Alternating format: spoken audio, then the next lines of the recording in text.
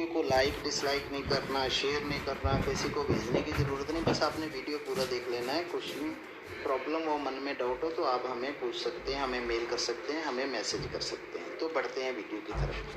पहले पार्ट में हमने अप्लाई किया था, इंटरव्यू किया था, फिर कॉन्ट्रैक्ट मिला था, फिर हमने PCC, driving licence, international driving permit जैसी चीज़ें अपनाई थी। इस पार्ट में हमें बोला गया था कि आपको सैलरी स्लिप देनी है। अब टैक्सी में क्या दिक्कत है, तो खूब हर पार्ट में, हर चीज़ में आपको परेशानी आती है कि हमारी सैलरी थी 800 रुपया बेसिक, 800 ग्राम। फिर हम जितना काम करते थे उसके हिसाब से कमीशन आती थी अलग से, तो हमारी फिक्स सैलरी नहीं थी। वो बोल रहे थे कि आपको जो सैलरी है 2 से 3 हज़ार रुपया शो करनी होगी, मतलब आपको अपनी सैलरी स्लिप पे इतनी सैलरी लिखवानी है कम से कम। अब उसमें भी दिक्कत थी। खैर हमने क्या किया कि सैलरी स्लिप हमें हर महीने मिल जाती थी, हमने उस सैलरी को एडिट किया और थोड़ी कम ज़्यादा सैलरी करके ये सैलरी स्लिप हमने भेज दी। चलो स्लिप भेजे। वो क्या करते थे कि एक डॉक्यूमेंट लेके फिर दूसरे की बात करते थे, सारे डॉक्यूमेंट एक बार नहीं बताते। फिर बोलते आपको बैंक स्टेटमेंट चाहिए इंडिया की भी, जब आप आए नहीं थे 1 साल की, और दुबई की चाहिए कम से कम 2 साल की। मुझे क्योंकि 2.5 साल, अब यार दुबई की 2 साल की बैंक स्टेटमेंट लेने के लिए वो लोग 168 दिरहम या ऐसे करके कुछ पैसे लेते थे। 3 महीने की शायद फ्री थी, उसके बाद पैसे थे। तो मैं 2-3 बार बैंक में गया तो बड़ी दिक्कत थी, कभी कुछ हो जाता था, कभी कुछ हो जाता। तो भाई साहब उन्होंने मुझे निकाल दी स्टेटमेंट और स्टैंप लगा कर दी, और काफ़ी सारे ठीक ठाक पेज थे उस पर। इसके बाद उन्होंने मुझे बोला कि आप जिस टैक्सी कंपनी में हो उसका एक्सपीरियंस लेटर लेके आओ। भाई साहब यहाँ पे कैसे उलझ गए, क्योंकि मैं एक्सपीरियंस लेटर कैसे ला सकता था उस कंपनी का। उस कंपनी को कैसे बोलता कि भाई मैं तुम्हारी गाड़ी छूट के माल्टा में जा रहा हूँ, वो तो मेरे को एक्सपीरियंस लेटर देते नहीं, ठीक है ना। वो तो बाद में पासपोर्ट भी नहीं देते। तो ना मेरे पास कंपनी की स्टैंप थी, ना ही कोई लेटर था। हमने बहुत सर्च किया तो कंपनी का लेटर हेड हमें नहीं मिल रहा था एमरेट ट्रांसपोर्ट पर। फिर करते करते 2-4 दिन निकल गए, बहुत लोगों से, ड्राइवर से डिस्कस करी, अपनी कंपनी वालों से, यार क्या करें, कैसे एक्सपीरियंस लेटर ले। एक दिन एक आदमी ने, एक ड्राइवर ने छुट्टी की एप्लीकेशन डाली हुई थी, तो उसकी छुट्टी की एप्लीकेशन पे उन्होंने स्टैंप लगाई हुई थी अपनी कंपनी के। हमें वो स्टैंप मिल गई, हमने वो स्टैंप उठाई, ऑनलाइन गूगल से उसका लेटर हेड बनाया, थोड़ा बहुत एड्रेस वगैरह लिखा, फ़ोन ईमेल काम चला के, तो हमने वो एक्सपीरियंस लेटर बना लिया कि ये आदमी इधर मर रहा है, 2-3 साल से गाड़ी चला रहा है, बहुत ही अच्छा, बहुत ही तगड़ा ड्राइवर है वगैरह वगैरह, अभी भी गाड़ी चला रहा है, इसकी 2-3 हज़ार रुपये महीने की सबसे ज़्यादा बेस्ट है, बहुत गाड़ी चलाता है, अच्छा लिखना होता है उसमें। तो सब चीज़ें लिख के हमने एक्सपीरियंस लेटर उसको बना दिया। एक्सपीरियंस लेटर लेने के बाद वो बोलते हैं भाई साहब आपको इसी कंपनी का भी रेफरेंस लेटर चाहिए।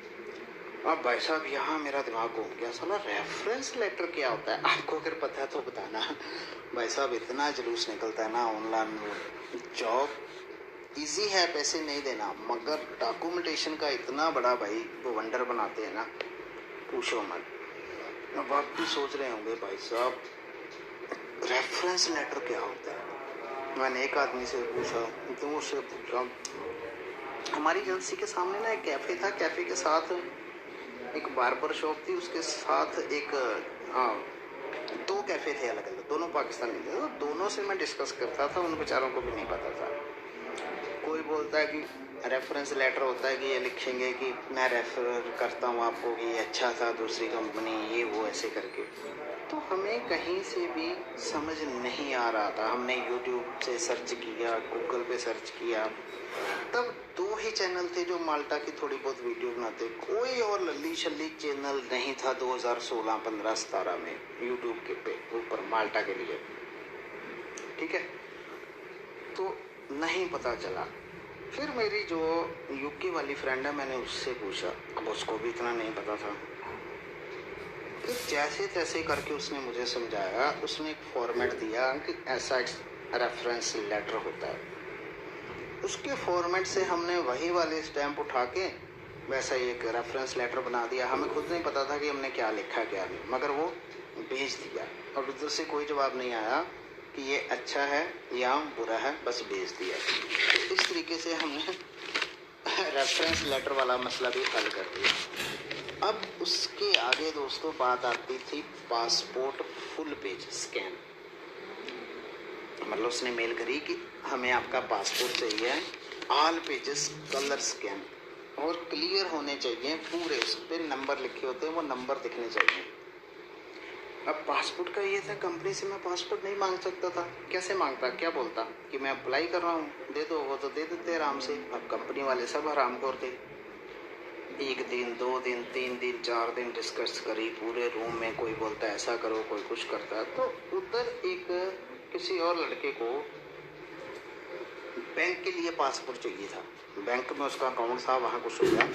उसने क्या किया, किसी और ड्राइवर को लेके गया, बोलता है इस ड्राइवर की जिम्मेदारी है, ये इधर यहीं बैठेगा, आप मेरे को पासपोर्ट दो।